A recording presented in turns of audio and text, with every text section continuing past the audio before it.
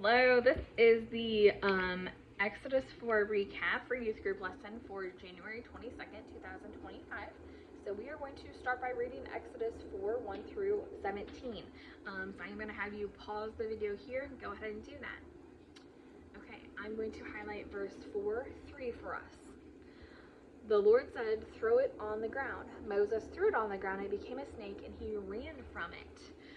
It became a snake. So tales were told of an Egyptian magic act in which a snake becomes as straight and stiff as a staff. This is possibly accomplished by hypnotism, and there are some records of it happening not just in ancient times, but in modern times.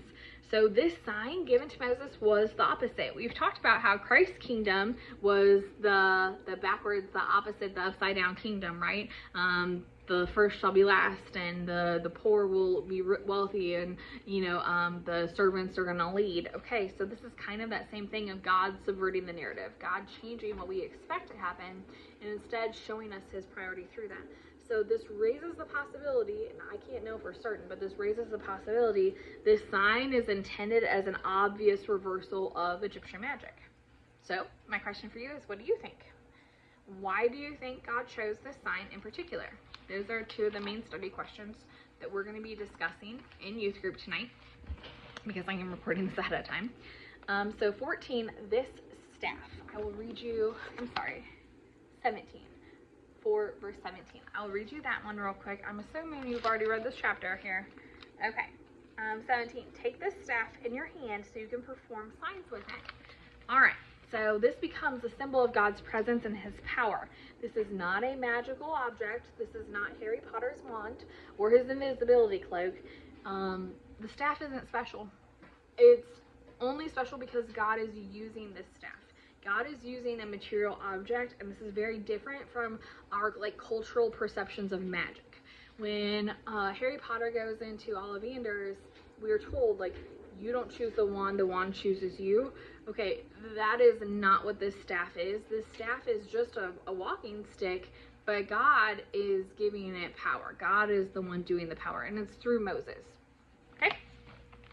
So, what are some differences here between magic we see in books and movies versus what God is doing?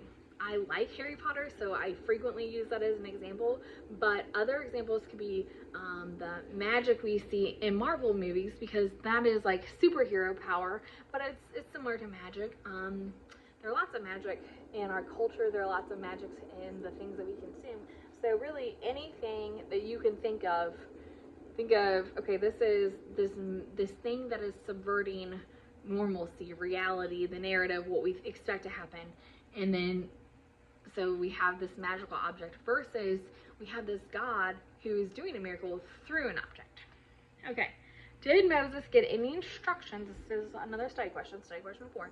Did Moses get any instructions, special instructions regarding the staff? Okay, I want you to pause the video and I want you to read verses 18 through 23. You can go ahead and skip 24 through 26. I will not be addressing those tonight. If you want personal instruction on those, you can see me later. And then I want you to go ahead and pause the video one more time. Read 27 through 31. Okay, so let's talk about God's name. God answers Moses' question in Exodus 3:14, which we discussed last week, with "I am who I am." This feels like a non-answer. This feels like God is ignoring Moses or kind of just pushing his question off. But it's giving him a hint in 14, and he's going to answer in 15. Okay, so the Hebrew words "I am" sound like Yahweh, which is revealed in 3:15 and translated in our Bibles usually as the Lord. So both words come from the same verbal root. Okay, the connection would be immediately clear to the ancient listener or even the reader. And then, which is again why we study the language, the culture, the background, so we can make these connections in the text that we miss without being familiar with their language, culture, and background. Okay.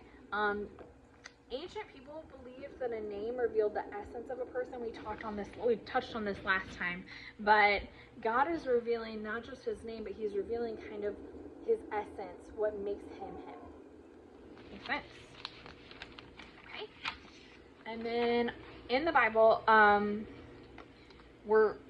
I'm gonna skip that. Okay, so to this day, no one knows exactly how to pronounce God's name. There are 4 consonants: Y, H, W, H. Hebrew is generally written without vowels. I think we've discussed that before. It's also customary in Jewish tradition not to pronounce the name of Yahweh. Instead of saying Yahweh, people would often say Adonai, which means my Lord. Some Orthodox Jewish people take this to what we might consider extreme. Like, they will have places to put their correspondence, especially in times before the digital age. They would put their correspondence there if in case it contained like God or God's name or anything to do with that, because then they would burn it rather than throwing it away. I love the respect that they have for him. I love just this picture of reverencing his name so much, but I also think that's not something that we're used to in our culture, and so it's worth pointing out. Okay. It's also customary in Jewish tradition not to pronounce the name of Yahweh. I'm sorry. Instead of saying Yahweh, people would often say Adonai. I repeated myself. I'm so sorry. We also don't know for certain what Yahweh means. We think Yahweh is a verb, and a shortened version of Yahweh Sabaoth, which translated literally means he who causes the hosts of heaven to be. Go ahead and pick him up. So God, creator of the universe. Psalm 19, 1 through 4. Go ahead and read that real quick. It starts, the heavens declare the glory of God, the skies proclaim the work of his hands. I'm waiting. Okay, I'm assuming you've read it. Study questions.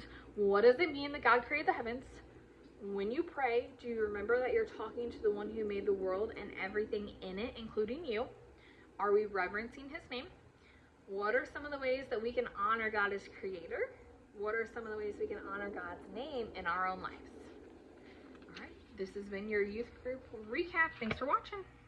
Have a great day.